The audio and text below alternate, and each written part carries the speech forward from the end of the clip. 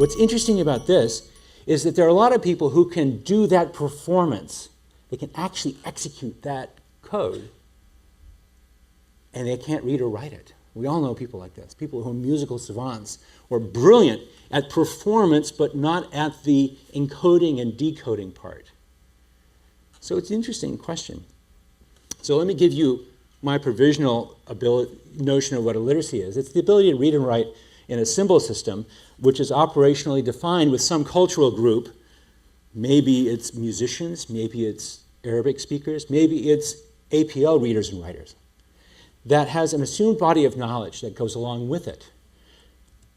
And in particular, you know enough about that domain to be able to read and write and answer questions critically in that domain.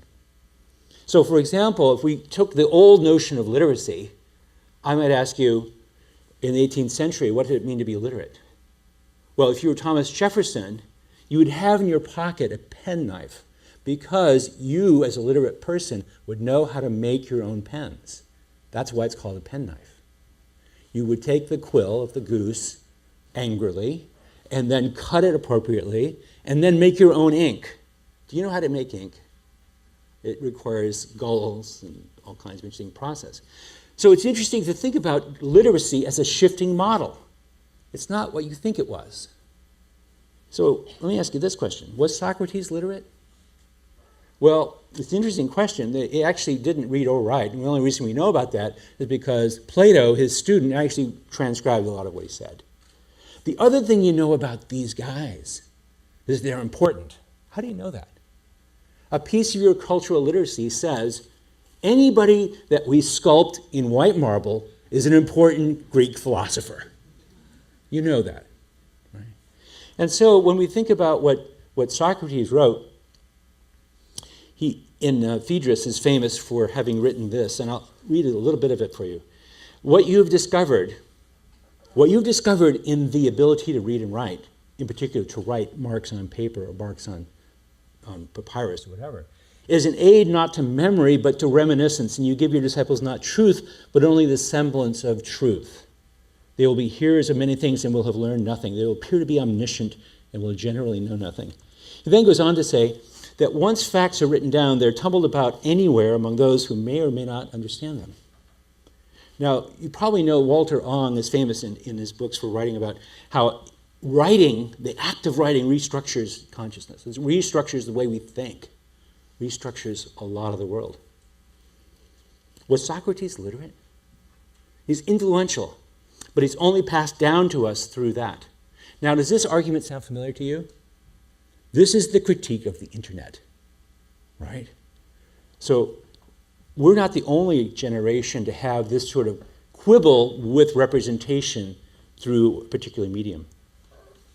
So let me take a page from Ong and a page from Socrates and say that when we develop these tools and technologies, including the technologies of representation and de-representation, reading and decoding, they change the way we work. They change the way we do think. Reading and writing are technologies in use. We don't think of these symbol systems as technology, but they are as technological as silicon wafers. They are as important to the way we think now as an abacus was to doing mathematical operations centuries ago. Okay? Think, for example, about the algorithm of alphabetization. It's a recursive descent algorithm, isn't it? But it took people a long time to figure out alphabetization was a good idea. It took people because, you know, if your library is only 50 books, who needs cataloging? I know where every book is. But all of a sudden we get technology shifts and printing becomes cheap, and all of a sudden you can now have pocketbooks and you can have thousands of books in your library. And then it becomes a real problem. And then you've got to figure out, how do I do that? Scholars in the Middle Ages initially decried the invention of alphabetization because books about Deus, D, would be sorted next to books about Canis, the dog, and that was a travesty. Why would you put books about God next to books about dog? That's sacrilege. Alphabetization is sacrilege? Really? Now, when we think about information technology now, most of us sort of historically have thought about this particular index technology. Question, how many of you have actually used this technology? Raise your hand. Okay, 50%. That means half of you have never touched one of these, right? This is, let me tell you what it is.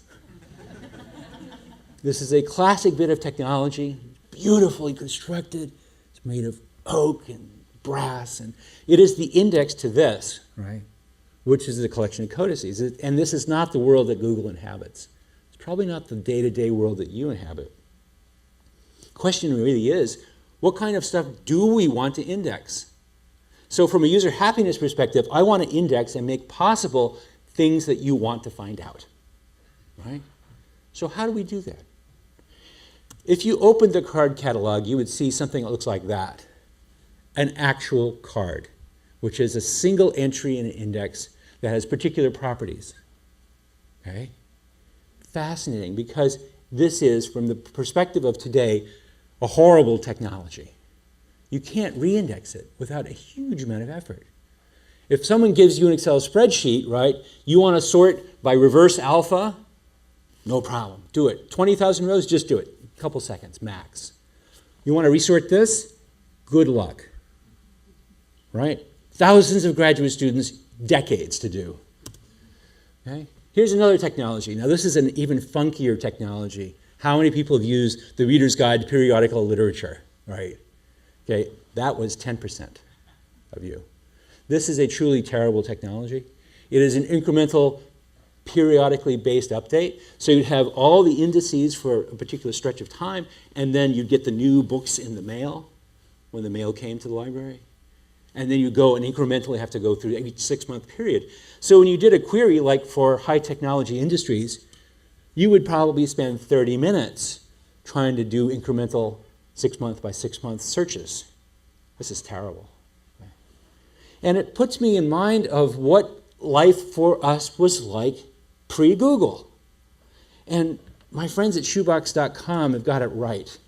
Life before Google. You know this is true, right?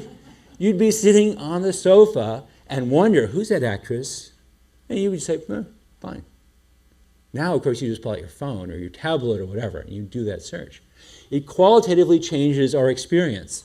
So my son, for example, watches football or basketball, and he has 3 screens going at any one time because he's participating in fantasy leagues. Really interesting perceptual experience that shifted both from the reality of the games and the injuries that the players are going through and the experience of monitoring this virtual team, where the real-life behavior influences the model. And of course, the third screen, his phone, is for contacting his friends and complaining about what the real player is doing and the effect it's having on his fantasy league. Right? So now, of course, if we do that query for high technology industries, you get what? 260 million results in 3/4 of a second. The world is different, qualitatively different. Literacy notions have changed in interesting ways. So as I said, this talk really has 2 big ideas. Here's the first big idea.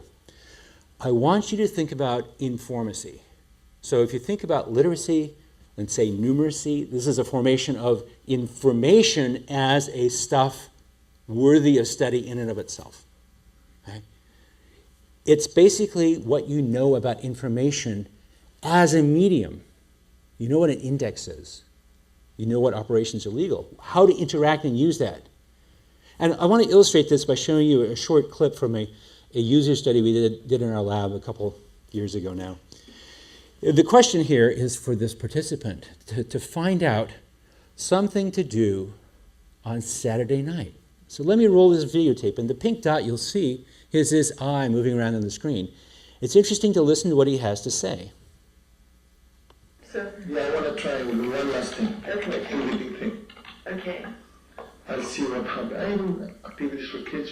Oh, see?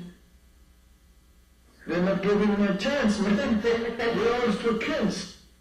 No one they're going to find. So we should type adult. Okay. Activities. See? That's what I mean. So it's really hard to search for these activities.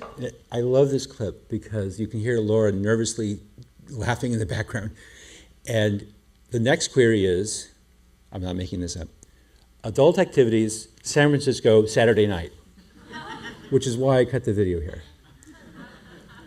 What does this guy not know? What does he not understand? In what ways is he not informant about information on the internet? He does not know there are big dragons and cesspools out there that kind of query is going to throw you right in the middle of, right? He doesn't know that. He's not informant about that. So let me talk to you about a couple of more informancy skills. Another one, I've mentioned this to a few people already this week, is the ability to find text on a page. Now, most of you, I won't embarrass you by asking how many of you know how to do this, because I know some of you don't. Okay? Reading an electronic document relies on the ability to find text on the page, right? In particular, because some of those texts are quite long. I discovered this in a field study when I was interviewing a bus driver in Los Angeles. And she landed on the California DMV code, which, as you know, is a big document. And she's looking up something in particular. And she's going through it line by line by line. And it was one of those moments when you're doing a field study, you want to rip your lungs out. Because it's thousands of pages long. And I realized I'm going to be there for at least another 2 days watching her go line by line by line.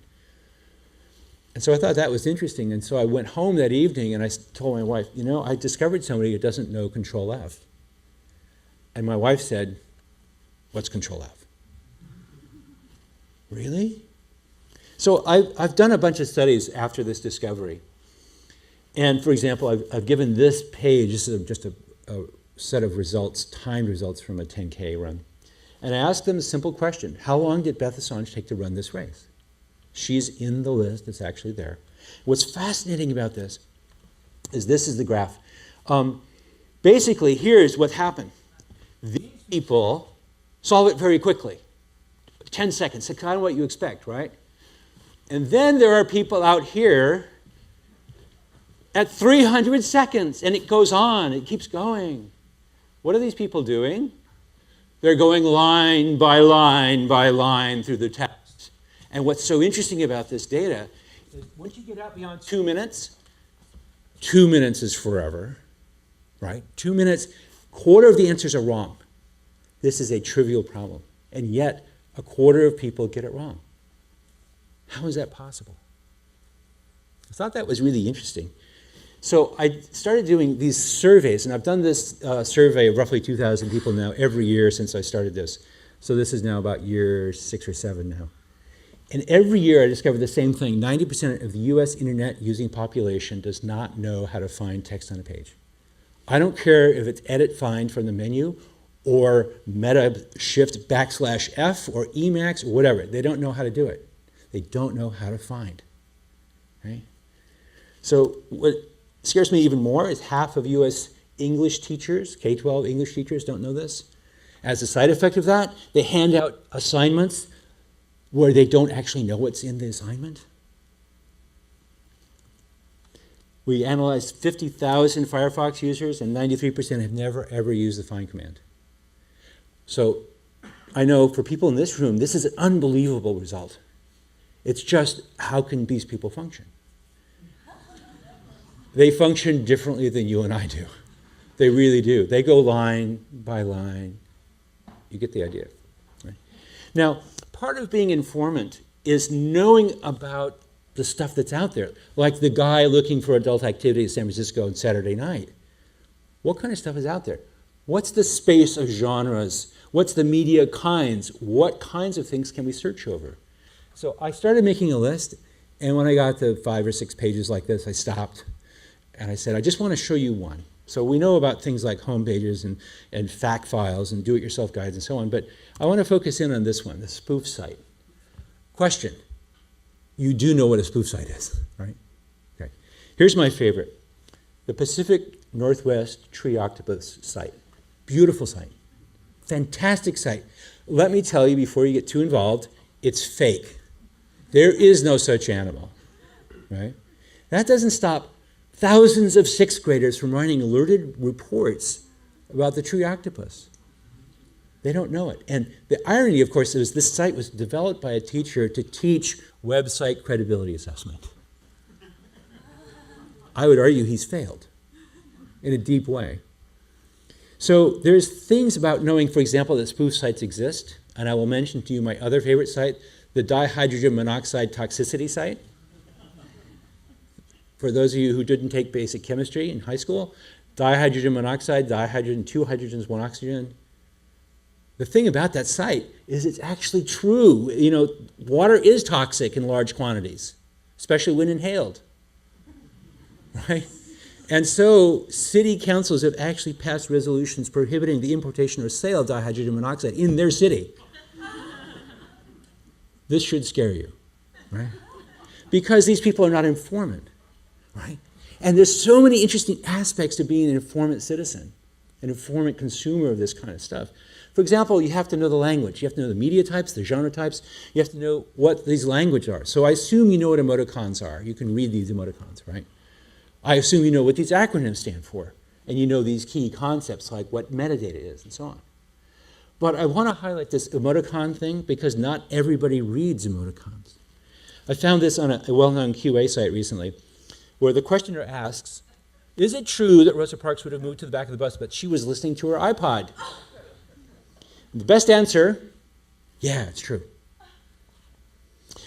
The asker then replies, thank you, I'll put that in my report. I trust you, you have the nicest avatar. So this is interesting because the questioner did not understand that symbol, understand an emoticon, which is the universal symbol for sarcastic reply. All right? I'm making it up. I'm just funning you. She didn't understand it. He didn't understand that, right? But what's interesting is that saying that you have the nicest avatar does not instill me with confidence. The quality of one's avatar is no basis for selecting truth from a web page. But people don't know that. So what's fascinating to me about a lot of this stuff is that we know from our studies that visual appearance often dominates the assessment of credibility and validity of a web page. So the visual appearance is really a profound influencer. So if you did a search for, say, the term dinosaurs, you might very well end up on this page, Wikipedia page for dinosaurs. Notice the visual rhetoric of this page. Beautiful round logo, upper left corner, blue links on the left-hand side, text in the middle, and images, beautiful images of dinosaurs somewhere on the page, right? You could have equally well ended up on a page like this, the Conservationpedia page. Big round logo in the upper left corner, blue links on the left-hand side, text in the middle, images on the right. The visual appearance is highly similar. Unsurprising, they use the same code, okay? What's so interesting about this is that people who are not informant have no notion about visual rhetoric. We'll come back to this. Think about this for a second, because visual appearance dominates a lot of assessments. So, for example, visual appearance is really important in interesting ways. One of the things that's happening as an informant user of search tools and search services is the ability to search in interesting ways. For example, this appeared on my office mate's computer, and I said, Simon, that's a great picture. Where is that? He says, I don't really remember, but we can find out because we can use search by image. Did you know you could take an image like this, drop it into Google, and it will tell you any matches it's found? So we did that, and there's the answer. It's Red Rock Canyon right outside of Las Vegas, Nevada. Elapsed time, roughly 3 seconds. This is interesting because the world is changing rapidly, and it's changing in a qualitatively interesting way. The invention of the printing press and cheap book technology changed the way we think back then. Now, of course, we're having even more of that kind of stuff happening. So it's not just that we're getting more stuff, we're getting more and more compendiums of things. You can think about it this way. It's like a Library of Congress is being added every day and the rate of acquisition is accelerating. The second derivative is positive, right? Or to put it in another context, in a different media, every minute that we're here, 72 hours of YouTube content is being uploaded. So we've been here, what, 29 minutes? Okay, you're already out of date in a serious way. Yeah, 75% of that is funny cat videos. Even if 1% of that is video relevant to your topic and your specialty area, you can't keep up with just the videos, let alone the conference papers, let alone the journals, let alone the books. So we're having this interesting explosion in the kinds as well as the content. And of course, all I've been talking about is English language content. Then there's the rest of the world. So perhaps at the risk of revealing too much about my inner life, this is a J-pop singer I heard on the radio in Hawaii, and I thought, wow, that's great. I need to get some of that stuff. And so I had heard her name on the radio, but I had to approximate it. So I typed in the best I could do with her name, Sujayano. Now look what happens. Look what happened here. It said, did you mean, implicitly, dumb guy, did you mean that name? Let's go with that, right? And of course, it's spell correcting from English, broken English, to Japanese and coming back and giving me the correct romanji of her name. And of course, now I have her entire musical oeuvre on my iPod because of that spell correction. All of a sudden, our relationship to text is qualitatively different because, and I know you trust spell correction, right? You really do. It was the single most profound change we did to Google ever, was introducing this machine learning-based spell correction. It changed the way people search, fundamentally, including across languages. So this notion of information literacy or informancy is being literate about information. It's knowing about the genres, knowing about the symbol systems, knowing about emoticons, knowing about spoof sites, and it's knowing about how to do these shifts in your searching, in the ways you can search. Okay? Now, here's the gotcha here. So that's the first big idea. The second big idea I want to give you is this notion of metaliteracy. And yes, I know, oh no, he's going meta. Please, make it stop, make it stop. Okay? The reason I want to give you this idea is because the world is changing rapidly, interesting ways. So all of a sudden, it's not good enough for you to be informant now. You've got to be informant next year when a lot of stuff has shifted. So meta-literacy is being literate about being literate, skilled in understanding that your literacy skills themselves change, right? So what I mean by that is, from a design perspective, we have this responsibility to communicate how our designs shift, right? If you're building the next new version, say, of Google Maps, we have to figure out how can we evolve the culture from point A to point B to point C to point double Z, right? Example. This is Google Maps 2005. The results are on the right-hand side. We were using an external data source for our maps. A year later, we moved the results on the left-hand side. None of you noticed. It's okay. Okay. We changed the name of the product from Maps to Local. We changed the color. We changed the logo. We changed about 20 things. A couple of years later, we started adding pictures, reviews. You see where this is going? Every year, we change the interface in fundamental ways. Mostly, you don't notice. That's good. When you do notice it, we did something wrong. We have to figure out how to get you beyond change aversion and into a productive new understanding of that. This is part of the job of designing the new information streams, the new information resources. So over the course of 5 years, we had lots of changes. We changed colors, we changed buttons, we added new functionality, and mostly people said, oh yeah, that's cool, love it. Okay? Occasionally people rebelled, and then we would regress and go forward. But we make lots of mistakes too. Here, for example, is the campus. And what's interesting about this is a couple of years ago now, back when the logo was yellow and we called it Maps back then, 2008. Did anybody use that interaction widget? No, you did not. Because it's only 16 pixels by 16 pixels. Lesson number one, never make an interaction widget that's 16 pixels wide. It's a bad idea, right? So we know from logs that nobody clicked on that. And nobody clicked on that one either, right? Lower right corner, it expanded the God's eye view. We do this. This is part of what we do, is we watch the logs, watch the interaction behaviors, and say, you know, that didn't work out, right? Let me take you back to this one. Because part of where you're at depends on your personal history, or your history as a culture. So for example, you remember this, the card catalog entry? You remember that? Continued on next card? That turns out to be culturally important, because we now have the modern version of this. So if you go to Google and say, what are the languages of South Africa?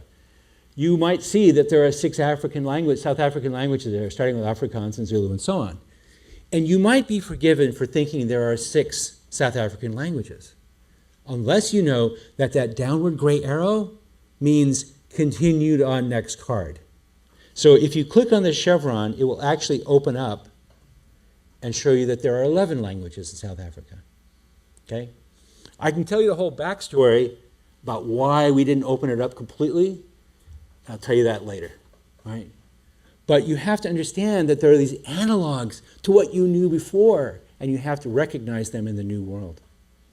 Or you can do a query like this for Caber, and now if you click on the downward chevron, you can see the whole n-gram analysis over the past 200 years of the frequency of that word. And no, I have no idea why Caber became so popular in the 1970s. We could look it up, I think. So what's interesting to me is really being metaliterate means shifting your understanding of what's possible to ask, right?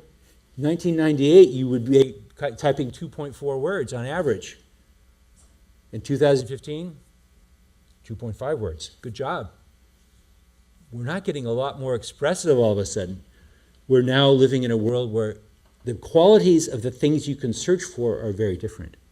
So for example, we now have this visual search tool. In the phone, it's called Google Goggles. I can be at Stanford campus and take a picture of that tower you see on the left-hand side. I say, what is that? And it pops up not just the image, but the website for Hoover Tower. Okay? We can query reality in an interesting way. And of course, you know you can have conversations with your devices. Sometimes they're a little bit odd, but you can now speak to your device and have this, otherwise more or less intelligent conversation. But what's so interesting, I think, is the way that you as the consumer, the user of these things, understand what's changing over time. Because it's not just the user interfaces. It's more, it's deeper. Here's an example. My son, I mentioned, loves sports, and he loves basketball in particular. And we live close to Stanford campus. And so we would go over and watch Stanford basketball. And you know what it's like when you go to college basketball. There's lots of singing and chanting and all kinds of stuff. And so we would go there and we would hear this song.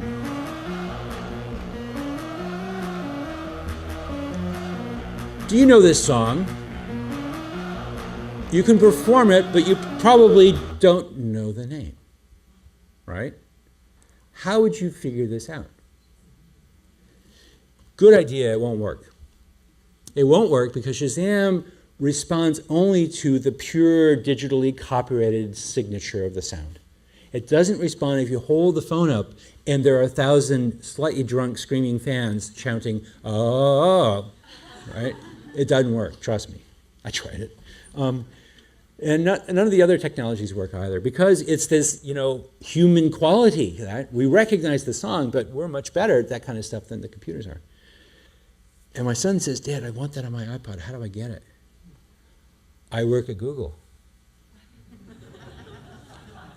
And Don told you, right? I think I'm actually decent at doing searches.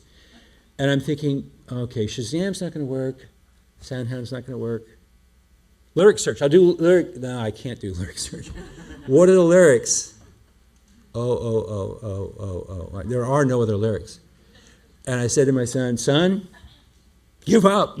It's not going to happen. And my son, being at the time 16, ignores his old man and types in oh. That was my reaction too. And so what did he know that I didn't know? Well, he didn't know it, but he got lucky. Okay? Remember the I'm feeling lucky button? Right? What he figured out, or what I figured out, reverse engineered this, is that about 1 million boys in front of him typed in oh song, right? And some number of them found the QA site. Because in the past 5-10 years, there's been this immense rise in QA sites, a new media kind, right? A new genre, where people ask dumb questions like, what's that song that people sing at basketball games that goes oh, right? You have a couple of million boys clicking on that link and we figure it out. We have this machine learning thing. It goes, yeah, question, answer, right? We got it. Okay? I didn't know that. I learned from that experience. That's what I mean by being metaliterate, is I learned a new literacy by watching what happened and what worked. And it's interesting to watch how people actually do this, because this is a lot of what I do, is like Yogi Berra says, right? You can learn a lot by watching. And I did a question like this, and this is a picture of 900 University Avenue, downtown Palo Alto, well-known house. Okay? And I said to the Google search engineers, I had 250 of them do this test for me. How many of you can find an aerial picture of that house, 900 University Avenue, taken before 1977, that's bigger than 50 pixels wide? Right? Easy. It's a version of Don's question. Can you find a picture before that date? None of them were able to do it. None. What went wrong? It's ironic to me that we actually have a product that allows you to do this, and nobody thought it was a kind of functional fixedness problem. Because Google Earth, as it turns out, has this great widget at the top, the history slider, and if you see that little clock at the very top, you click on that, and it will allow you to dial back in image archive space. And here's a picture, downtown Palo Alto from 1948, right? You can zoom in and get a much nicer picture of 900 University Avenue. Why didn't they know this? They work at Google, okay? So I did a Mechanical Turk version of this. 3,000 people, one person got it. One person figured out that Google Earth had this. What did we do wrong? We have not marketed / designed / communicated the capability space of what's possible to do with search. So an important skill, I will argue to you, is this meta-literate skill. It's the skill of knowing how to be literate about your own information literacy. Now, part of that is knowing how to learn and knowing how to reflect. So it's a little bit like me learning the ooh trick, knowing about QA sites, and now I know about QA sites. I know how to search to take advantage of that kind. Okay? So if you study ultra searchers, and these are people who do a lot of searches per day, like travel concierges or reference librarians, one of the things they do is they actively engage in this meta-literate behavior every single day. It's not optional for them. In particular, one of the things they do is they use social metacognition as a literacy strategy. Oh, what does that mean? I hate that language. What does it mean? It means you've got a social Rolodex. Now, I know half of you have no idea what a Rolodex is. It's that thing on the bottom left, right? It's your contact list manager in physical form. The reason that's important is that librarians, people who deal with information constantly, know other people who know that stuff. Right?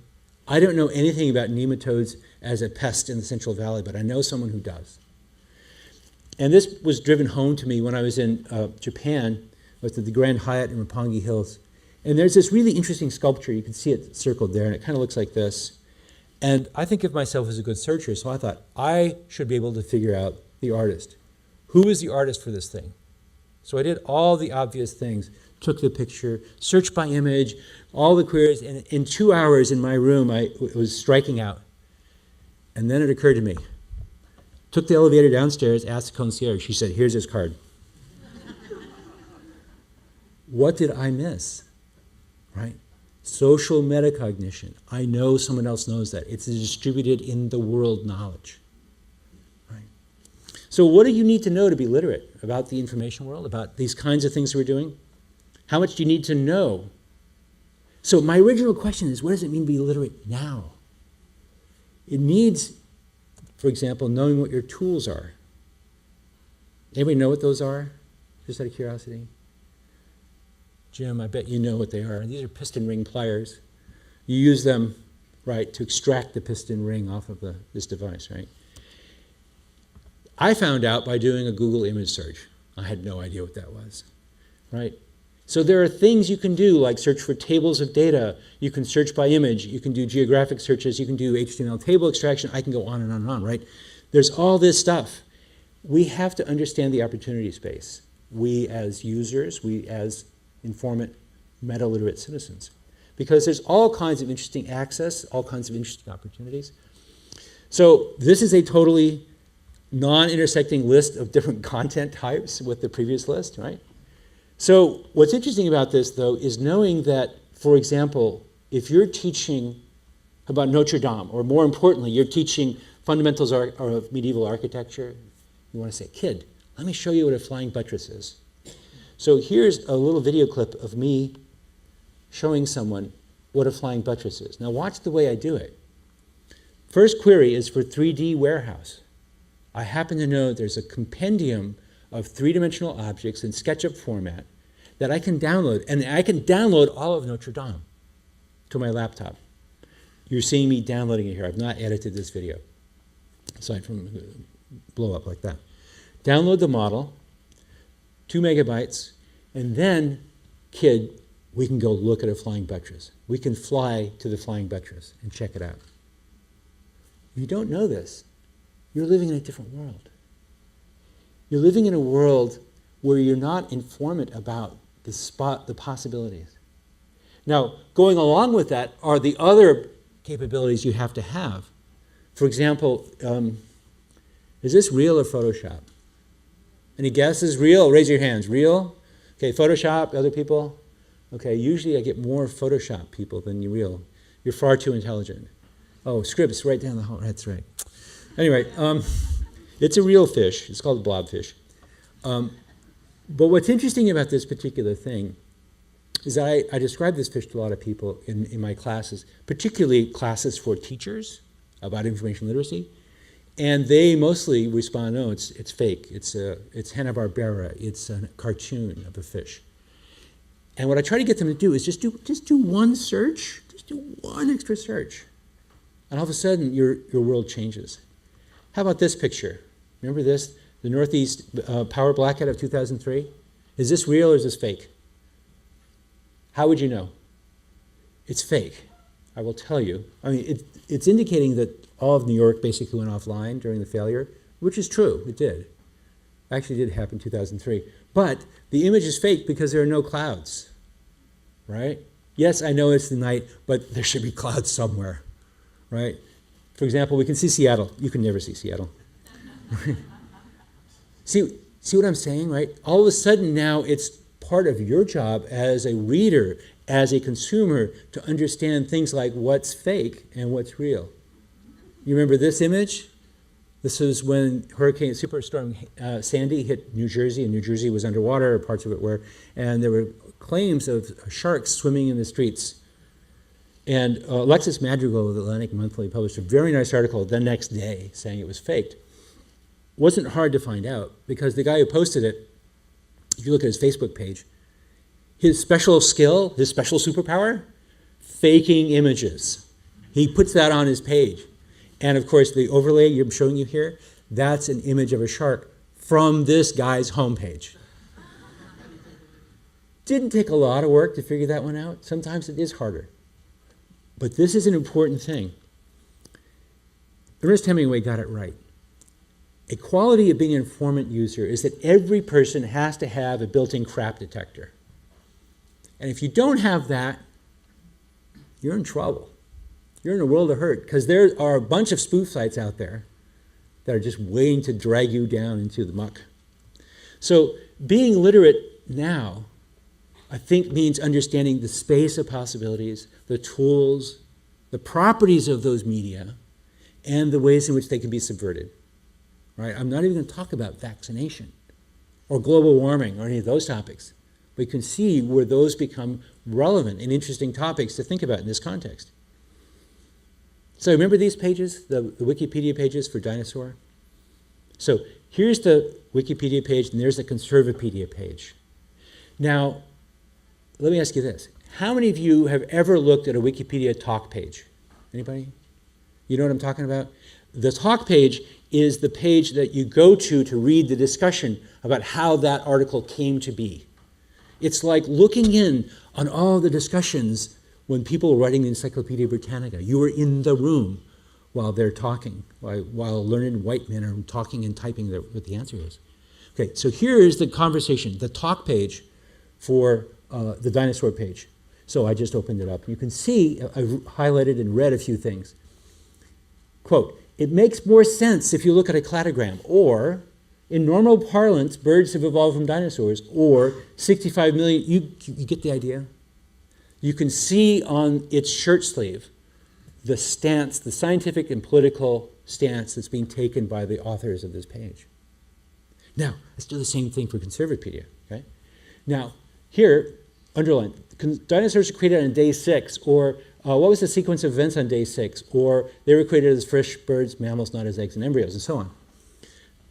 I don't need to want to convince you one way or the other which belief system you want to believe in, but now you know.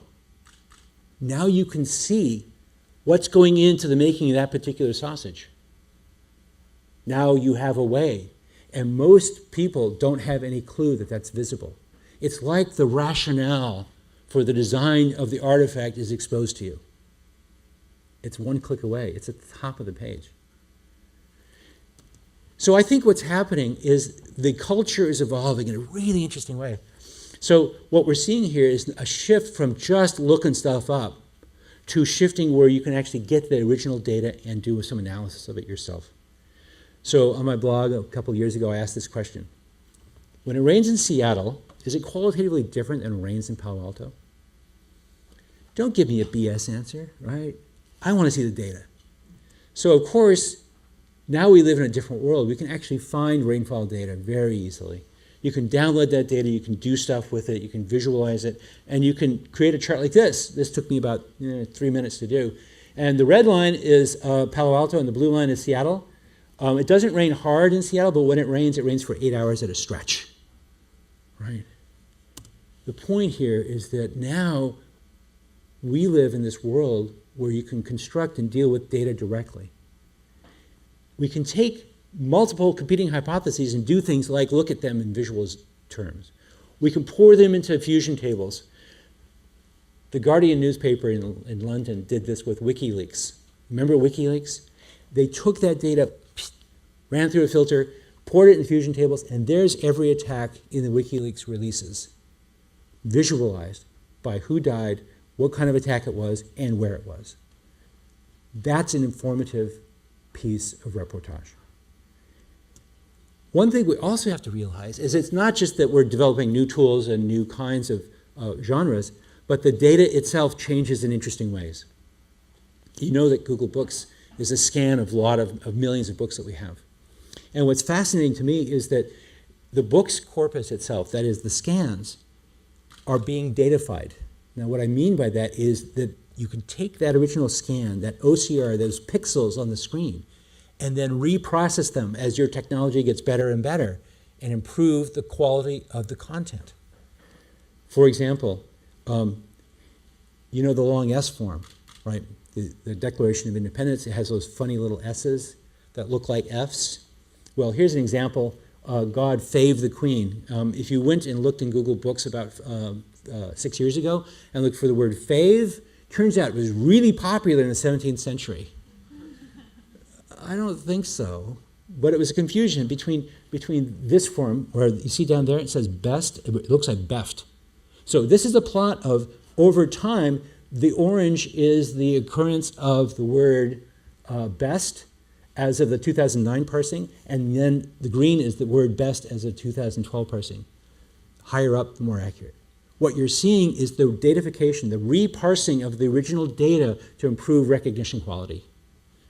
You didn't have to do anything. You didn't have to file a bug report, nothing. We just quietly improved it so that when you do a search like for the word best, it actually will highlight BEFT, or what looks like FT over there. Data changes if you just leave it alone and people keep improving the quality of it. So major point here is that, you know, this kind of stuff is constant. Change is constant. It's going to continue to be constant. And what's fascinating to me about this as an observer inside of Google is that not only does the underlying data change and new kinds come available, but the kind of stuff people search for changes as well. It used to be in early 2000s that pornographic and what do they call it, adult entertainment queries dominated, and now they have really dropped.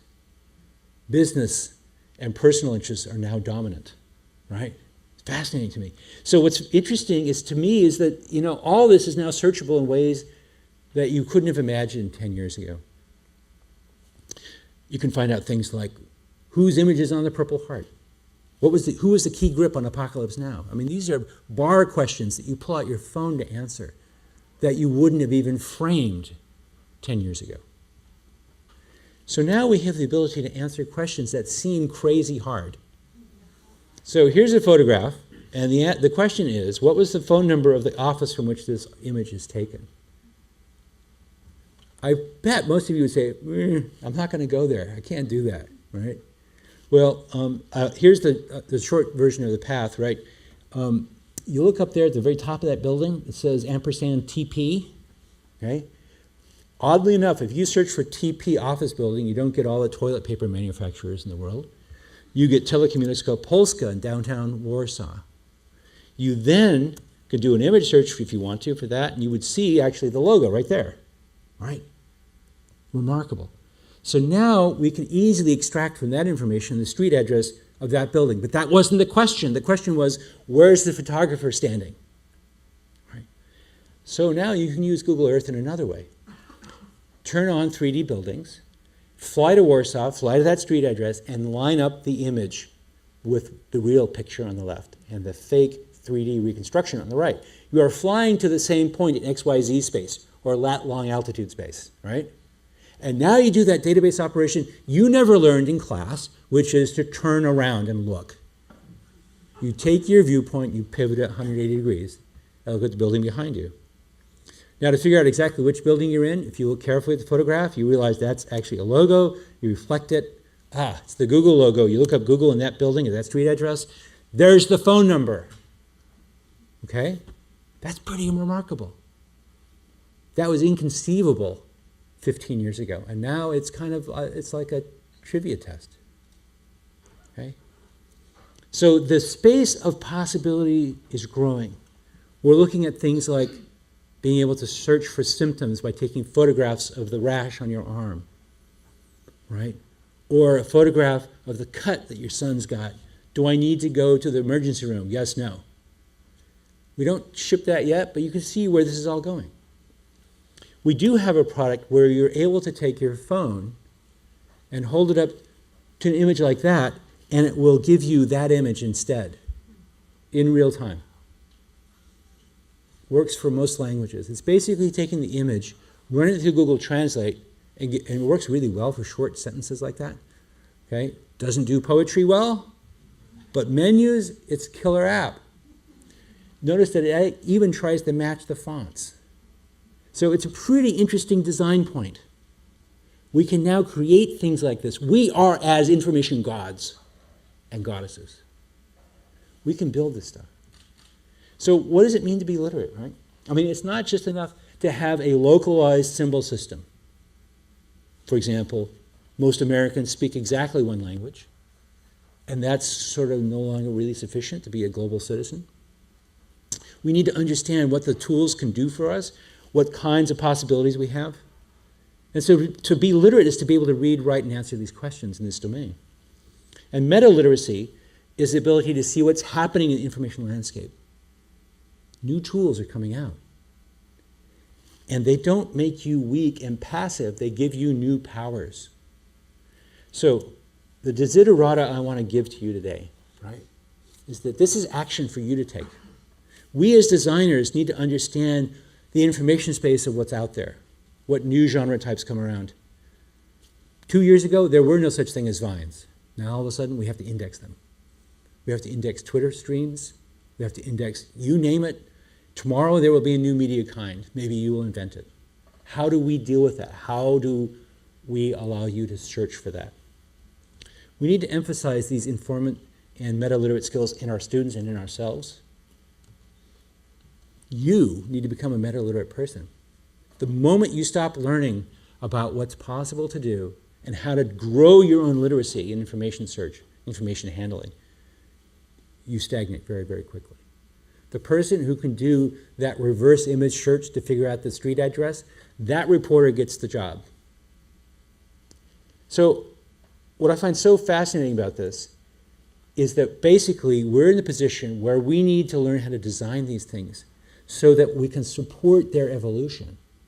It's not enough for me to do a radically new thing that requires a fluent understanding of Urdu, right? Only one of you is going to be able to do this in the room, right? But we need to be able to design these systems in order to support informancy and metaliteracy. We need to be able to support transfer of skills from one use to another use. We need to support discoverability so you can figure out that Google Earth actually has that capability in it. So I want you to think, the beginning question, the framing question was, what is literacy? What does it mean? There are the 4 R's: reading, writing, not spelling, obviously, arithmetic, not spelling, and there's research.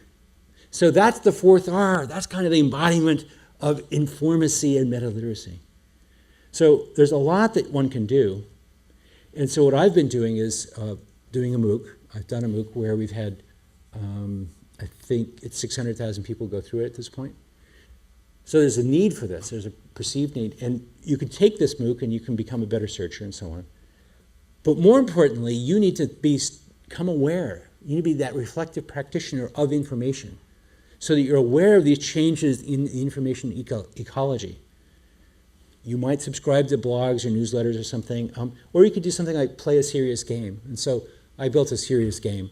This is at googleaday.com, and it asks you questions like this, and then you get to answer it, and you get to play it. I know for a fact that it's used in thousands of high schools across the country, across the world. It's a way to hone those skills, because you not only get the answer to the trivia question, but also the explanation about how to find it. You could subscribe to a blog. I have a nice blog. I recommend it to you. It's an easy way to sort of stay up on top of these things, because every week I give you an example. Whether or not you read my blog or the Bing blog doesn't matter to me, really. But you need to pay attention to this stuff. I'll give you one last story here. I teach at a lot of schools, in addition to UC San Diego. And I taught a class of 4th graders a couple years ago in Foster City, which is sort of halfway between Stanford and San Francisco. And it's an interesting place to be because it's got standard classroom, super diverse population. 30 kids in the classroom, 30 languages spoken at home, right? Everything from Farsi to Hebrew to Italian to Spanish to Russian, you name it, there's a kid there who speaks it, right? So I thought, well, I'll teach them Control F, good thing. Right? I'll teach them how to use Google Translate. So I did that. And because it was a 4th grade class, 2 weeks later, I got this big envelope of letters from Miss Wong's 4th grade class. And they all said versions of, thank you, Dr. Russell, for teaching us how to search, blah, blah, blah. And there was one letter from a little boy named Armando. And it was a touching letter because he wrote to me about using Google Translate to do something like this, right? He wants to be able to write in Spanish to his grandmother in Honduras, because his parents don't want him to do that, because that's a down-class language for them. They don't want him to know Spanish. Don't learn that stuff. But he wrote to me and said, thank you for showing me how to do this. I showed him one thing. I did not make him metaliterate, but I gave him just a little bit of informancy. Thank you very much.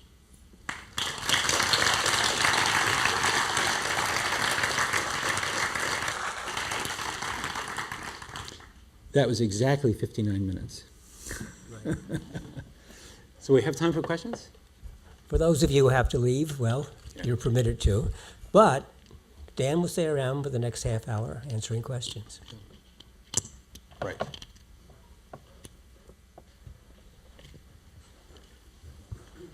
Way in the back. Go for it. Is it really true that when you type those words in the Google bar that it searches for everything out there?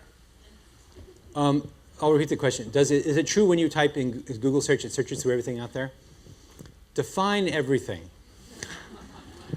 I'm not just being snarky, right? Something that the Google crawler sometimes that's in Google's database. Does it search through all of Google's database? Kinda. Let me explain what kinda means. Can you hear me actually? I can't hear myself. Kinda comes in 2 forms. First off, as we speak, there are roughly 1 million people creating new content. We haven't indexed that yet, right? Until they hit commit, and then the crawler we get around to at some point. So no, we don't. There's a certain fragment. There's a bleeding edge of just created content that we don't get. On the other hand, our average time to index of new content is surprisingly small. It's on the order typically of minutes. That's a big change from like 2005, where it took months. So that's one way to answer your question. The other way is to say, if you do a question, I've watched a lot of people do queries like this. My name is John Smith. I'm going to search for John Smith, right? Why doesn't my blog appear at the top? Well, they don't realize that they've got one of the world's most common names, okay? And so you know how many documents have the phrase John Smith in them? So yeah, we search through the index, but the truth is we have a tiered index system. So we search through the top tier, and you're going to get, say, 50 million results, and that's probably good enough, because the tiers represent the probability with which each of those documents will be accessed. So we only search the top tier for easy queries. If you give me a hard query, like John Xavier Smith, lower frequency phrase, we'll search through all the tiers. So yeah, we will search through all the tiers, but only for our harder queries. Hope that answers your question. Okay. I have a second question. So are there certain ways of searching more energy efficient? In other words, is it certain search causing more energy compared to other ones, and how do we improve our search energy efficiency? That's a great question. There's nothing you can do about it, put it that way. It will do what it does. It's an interesting question, actually. We do have measures of efficiency of the data centers and so on, but there's so many layers of abstraction. It's a little bit like using quantum physics to predict psychology. In principle, maybe, but you know, the disconnect between you typing a few characters and what actually motivates a disk to move in a data center in Oregon, I can't tell you. I will tell you, though, that a fair fraction of all the queries you do are in cache, okay, which means nothing moves. And it's very quick. It goes round trip to cache. Oh, yeah, you're the 20th person in this millisecond to ask that query. Here's the answer, right? And I'm not joking. It's a really highly efficient system. So caching, remember caching? You learned about caching? Yeah, rocks. Totally rocks. But there's no way to really answer your question. Okay, you're going to have to run around a lot, I'm afraid. I'll let you pick out whoever's next. Thank you, Lynn. To frame the question, I think it's be more of a philosophy of technology. You said that data changes. And I was thinking about that, and I was trying to relate it to how the use of technology, and you said that it happens in the background, we don't even notice it. So I was thinking we have this data, and you gave the example of a word, right, F or S, and that exists. It exists as what it is, right? It's a piece of data, and it means something. But we're interpreting it wrong because of your technology, Google, right? And so we look at it and we're reading it wrong. So behind the scenes, technology is improving, and later on, now the data, the same data, is now interpreted in a different way, a better way, a correct way. But if that technology is continually changing without us knowing it, that would basically mean that the meaning of the data or the qualitative interpretation of it's also changing. And if it's happening like without our knowledge, does that mean that Google is in fact changing meaning or changing our interpretations of what data is or what A is A, what things are? Well, I gave you a particular example about improving OCR algorithms, right? We don't, for example, change the spelling of your name because we want to do it phonetically one day as opposed to your traditional spelling. We don't do stuff like that. What I was giving you is a very specific case where we can improve the quality, the very clear quality of that underlying data. We don't do it for everything, so rest assured, right? Archival data is archival data, errors and all. So in our case, it's not really so much of a philosophy question. I understand how you can make it a philosophical question, but you know, we're just trying to get as accurate of that interpretation of that data as possible. Okay.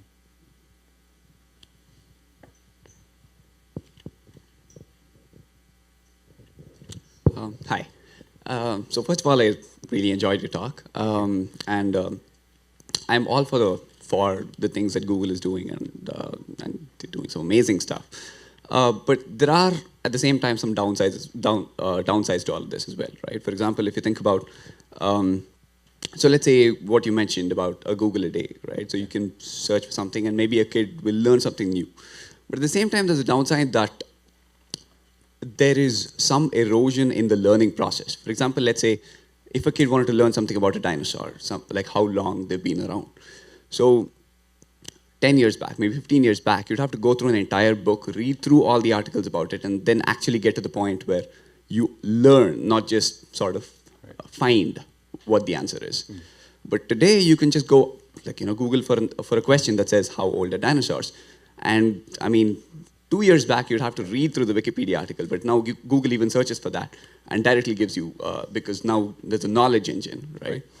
So how do you address the erosion of learning that happens because of this, as opposed to just searching for data? It's an interesting question, because I don't think of it as the erosion of learning. As a student, you now have vastly more information available to you than any student ever had. When I was a student in high school, there's nothing like this out there, right? I think your concern is correct, though, which is we do stand to worry of decontextualizing knowledge. What was the Qing dynasty all about? Here's the period of time, that's it, right? And all of a sudden you forget, you missed all the other stuff that happened there, right? But I don't know that reading through the Wikipedia article, or even that history book about it, is necessarily more efficient. It gives you more context. It also gives you lots of other stuff that will never be touched again. So I'd like to reframe your question as, how can we present information in context in a better? That's something we can definitely improve on. I'm actually working on that right now. But it's a really good concern. I don't think it invalidates the idea, but it makes us aware of the way in which Google works, the way any search engine works, right? I mean, for example, here's a long arithmetic expression. The answer is 42. Good or bad? So just to follow up for that, another case where I can think of a similar thing is where you said Google is working on ways where you'd just be able to search for images of, let's say, a cut or a rash, and be able to figure out how mothers should respond if they see such a rash on their kids, right? But at the same time, this could also have a downside where it could sort of increase the number of cases where people try to treat themselves rather than going to a doctor. Maybe 99% of the time Google might be correct, but the 1% of the time that somebody gets it wrong or somebody takes it upon themselves, they could actually end up doing more harm than good. So this is the argument against books. If you can read a book, you're not getting all the lecturers' learned knowledge about that. And all of a sudden, you can make your own interpretations. That's what led to the Reformation, among other things, right? You could read the Bible and make your own interpretation.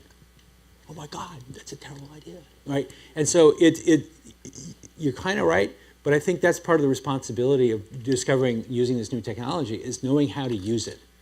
When is an appropriate use case? And understanding what the negative side is. That knife has another side, right? Understanding that, I think, is the key. Okay. We need a football. Yeah, there was a question, down here, but Yeah. We only have... Okay, does anybody in the front row have a question while she's walking over there? Go. Great. So I'll repeat it. I'll repeat it. Go, keep walking. So my son loves Google voice search. He's Yeah. fine. Yep. And it works. Excellent. Well, it used to work, and that's Yeah. The speech model.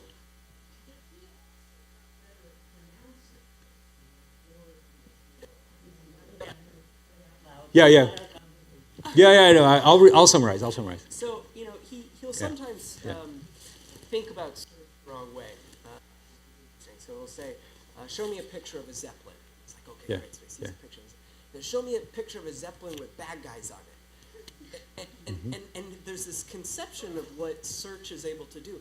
Do you think that that's an appropriate way to think about the future of search? I mean, do you see that as something where that's naive, or something that's sort of possibly inspiring for? Wow. You're right. You should have. Yeah. So I guess the summary is your son's getting better. His voice record is getting better, but his questions are getting more and more contextualized. And what's Google going to do about that anyway? Let me give another example. No, wait. Okay, wait. Yeah. Oh, we good. Yeah. No, sorry. So no, it's up there. So the answer is we take those queries as best we can understand it, and we keep improving our model of what people are actually asking. So, for example, we now can do much better processing of natural language questions. So, for example, you could say to Google, you can physically say to Google, what causes the aurora borealis? And it will give you a whole long explanation of it, right? That wasn't possible because it used to be before it would look for the word what, it would look for the word causes, it would look for the word what, the, and so on. Now we recognize, oh, that's a question. Invoke the answering module. And that's what happens. It actually, so we're improving. Your son's growing up excellent, but this as well. So what do you call that? So we got to go to somebody else. I don't want to cut you off, but I do want to keep going around. Okay? So kind of along these same last two questions is the idea of the burden is on the person doing the searches and this erosion of learning. So I'm particularly interested in the spread of non-science or misinformation in public health, like vaccinations. And it's quite easy for me to enter in Google search and find links to blog postings and so forth about totally non-scientifically founded ideas about vaccinations. And I like a lot of what you said. It's really interesting to think about kind of the metacognition of the user and how we need to grow as being more literate with Google search. But I wonder on the applied side, like what does that mean for public health and anti-science, whether it's climate or vaccination, and kind of how does Google get around that, if at all? So it's a great question because if you go out and actually look at the medical literature, just take a sample of the top 100,000 articles and then try to get them rated by doctors. Western doctors in the United States, okay, they will give you a rank ordering of these things from purely bogus to totally great, right? And then 10 years later, they re-rank them and go, oh, cholesterol is not so bad after all.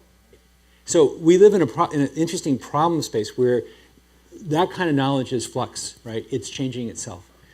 We do our best to give it ranking. We do not currently actually evaluate the quality of the content of the article for medical things, right? And it becomes very tricky once you start getting into areas where there's a lot of disagreement. Homeopathy, good or bad? Depends on who, right? Acupuncture, good or effective or not? I don't know. And so I think we have to take this seriously because we're not going to resolve that anytime soon. My favorite example is Pluto, planet or not? Well, it's not anymore, right? And that's a simple example. But I think these more deep problems remind us that the burden really has to be on the person asking the question. So I don't think anytime soon we're going to be able to give you the answer. It's a little bit like Hitchhiker's Guide to the Galaxy, right? What's the meaning of life, the universe, and everything? 42. It's true. Now what? Right? So I don't. It's a real problem. I have to teach people how to evaluate that information for its quality, and recognize that different cultures are going to have very different evaluations of these things. Okay. Now where's the microphone? Okay. Hi, I'm excuse me.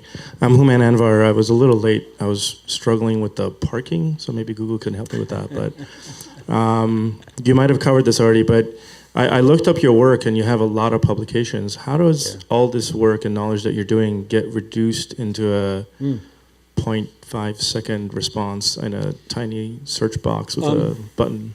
Yeah, I mean, here's my job in a nutshell. I study how people think about and use Google and its tools and all this stuff, right? I then go to the engineers and say, let's figure out how we can improve the interface, let's improve the algorithm, let's improve whatever. And then it gets turned into the sausage, right? It gets turned into the algorithmic soup that makes stuff happen.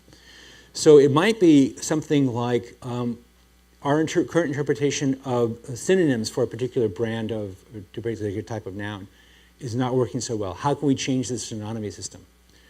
On the other hand, I might talk to a visual designer and say, The contrast there is terrible because nobody can see it who actually has any light in their room.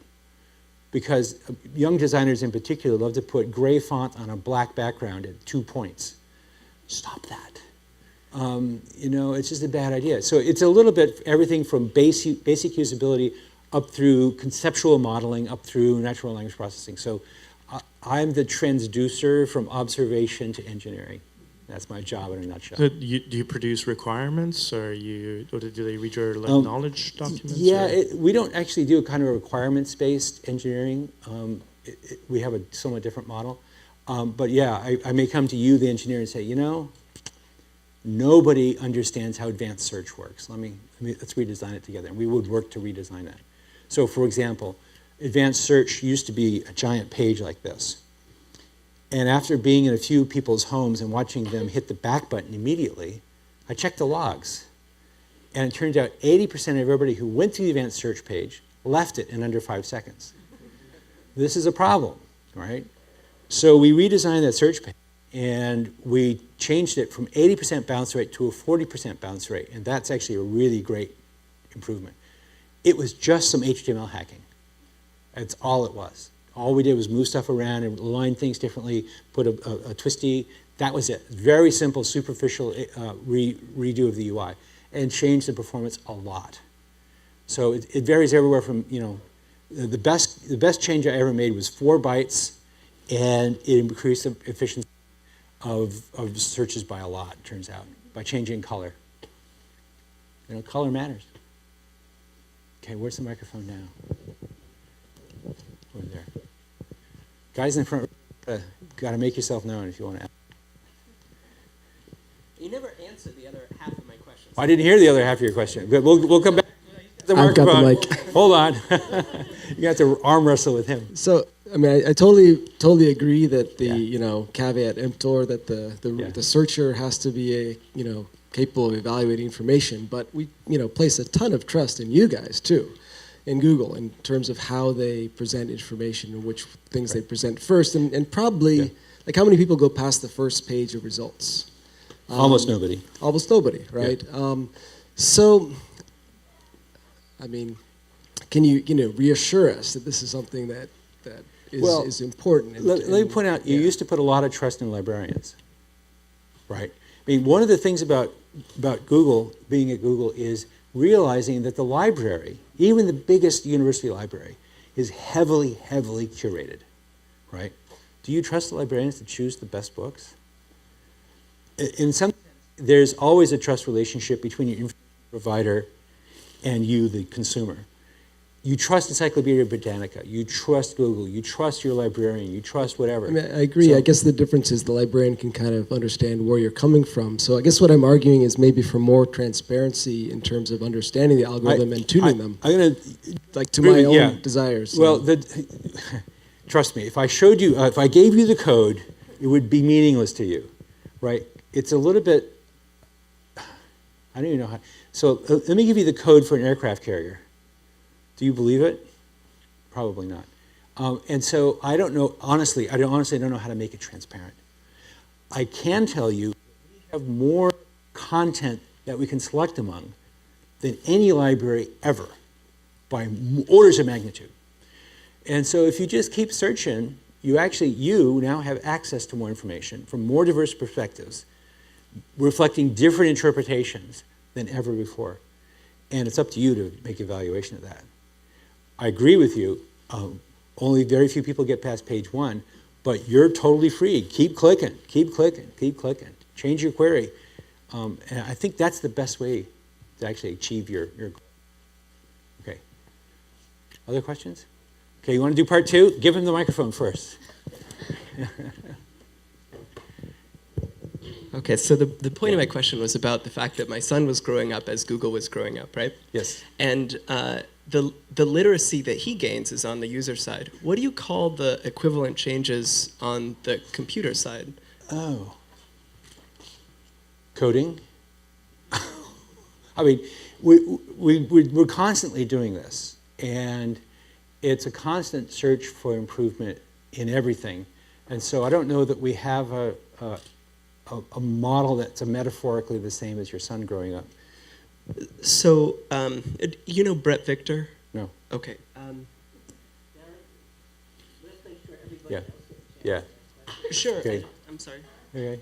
I'll be here afterwards. We can chat afterwards, and I'll be here tomorrow. So, anybody else? Way. Okay. There's a question for Kat. You need to release the microphone. So Kat is next, and then woman in green. Thank you, Don. I'm really, really interested in the idea of searching for relationships and in the relationship space. So kind of an easy example I can think of is, you know, a lot of low SES kids don't apply to elite colleges that they probably could get into, Right. because they absolutely know about these colleges. The information is very retrievable. You can Google Harvard, but you don't imagine that it's a possibility for you. But if you could kind of Google into the space of people like me who went to Harvard and see multiple examples of that, you know, I think a lot of times people learn very well when searching for things by searching through multiple examples. And I've always been kind of curious, you know, to think about what is the next step of allowing people to do these relationship searchings, especially when there's meaning that's kind of present when it comes to multiple examples all being present together, but it's not in any one single one of those examples, if that makes any sense. So I heard two different ideas there. One of which was, show me a bunch of examples of X, or whatever X is, right? And then there's show me relationships that hold between multiple entities. And the relationship thing is very clear. We're getting better at being able to do relationships like X is contained in Y. So we can start to mine that out of text and so on. But if you're talking about relationships like, you know, person 1 attended elite university 2, that gets a little trickier, right? Because all of a sudden there you're getting into, can I mine your personal data? Is it okay if I mine your personal data? All right, so you see what I'm saying? So it's a little bit trickier, but if you want instances, examples of, I think that's possible. We don't have it now, but it'd be nice, you know, show me 20 examples of different kinds of birds that don't fly, for example. Okay, can we walk it over to her?